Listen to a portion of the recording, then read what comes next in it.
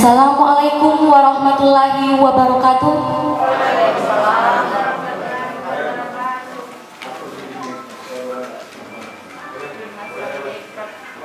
Selamat siang, Om Swastiastu, dan salam sejahtera untuk kita semua.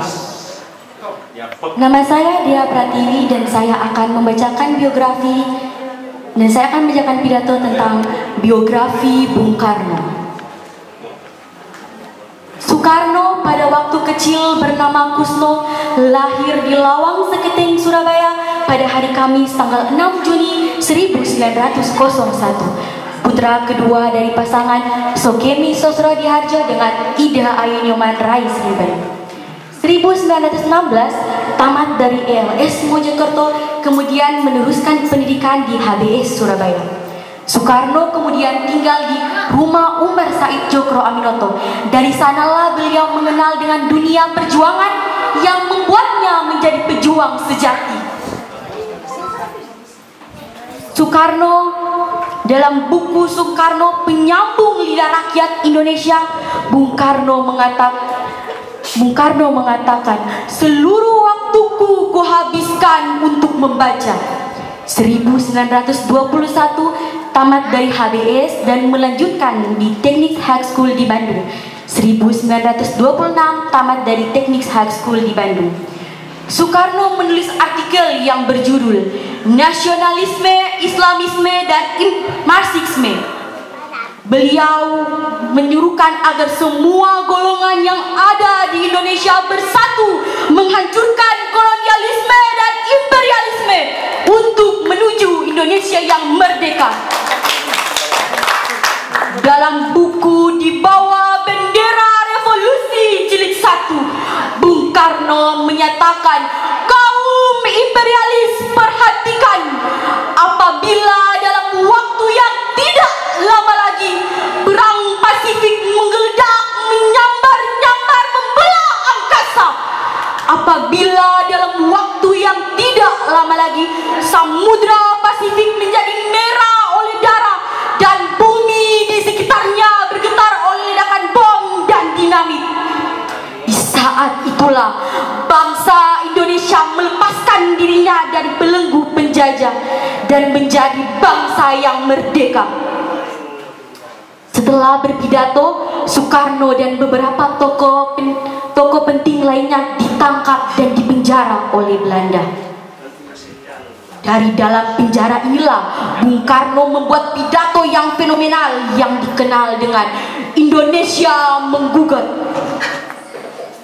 Ia dibebaskan pada tanggal 31 Desember 1931 dengan syarat tidak boleh melaksanakan kegiatan politik lagi. Namun Soekarno tetap melaksanakan kegiatan politiknya. Seorang pemimpin tidak akan berubah karena hukuman. Aku masuk penjara untuk memperjuangkan kemerdekaan dan aku meninggalkannya dengan tujuan yang sama. Semangat Soekarno tetap membara seperti tersirat dalam setiap suratnya kepada seorang guru Persatuan Agama Islam bernama Ahmad Hasan. Soekarno baru benar-benar bebas setelah masa penjajahan Jepang. Di awal masa kedudukannya, Jepang tidak terlalu memperhatikan tokoh pergerakan Indonesia. Pada tahun 1943, Jepang mulai memanfaatkan tokoh pergerakan Indonesia. Salah satunya adalah Soekarno untuk menarik perhatian rakyat Indonesia terhadap propaganda Jepang. Soekarno berpidato dalam sidang BPUPKI dan mengusulkan Pancasila sebagai dasar negara Indonesia merdeka pada tanggal 1 Juni 1945. 7 Agustus 1945, Soekarno dipilih sebagai ketua PPKI dan wakilnya Muhammad Hatta. 17 Agustus 1945, Soekarno dan Hatta atas nama bangsa Indonesia memproklamirkan kemerdekaan Indonesia. Pada hari Jumat pukul 10 di halaman rumah Soekarno, Jalan Pegangsaan Timur nomor 56 Jakarta, bendera merah putih yang dijahit oleh Ibu Fatmawati berkibar ke angkasa dan dilanjutkan dengan menyanyikan lagu Indonesia Raya. 18 Agustus 1945, Soekarno dan Hatta diangkat menjadi presiden dan wakil presiden. 1946, Presiden Soekarno memindahkan perintah dari Jakarta ke Yogyakarta karena situasi Jakarta tidak baik akibat agresi militer Belanda.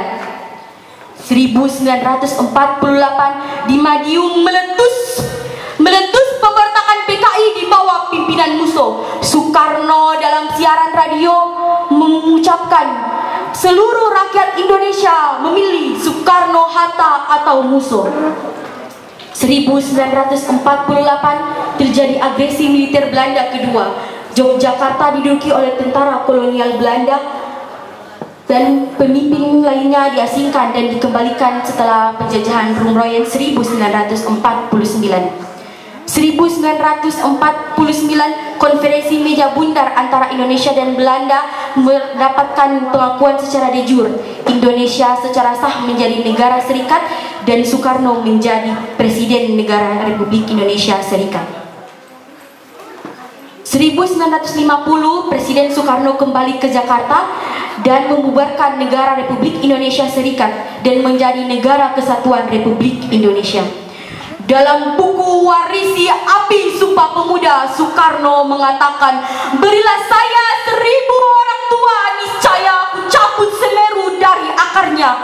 Tetapi berilah saya 10 pemuda yang berapi-api cintanya terhadap bangsa dan akan kuguncangkan dunia.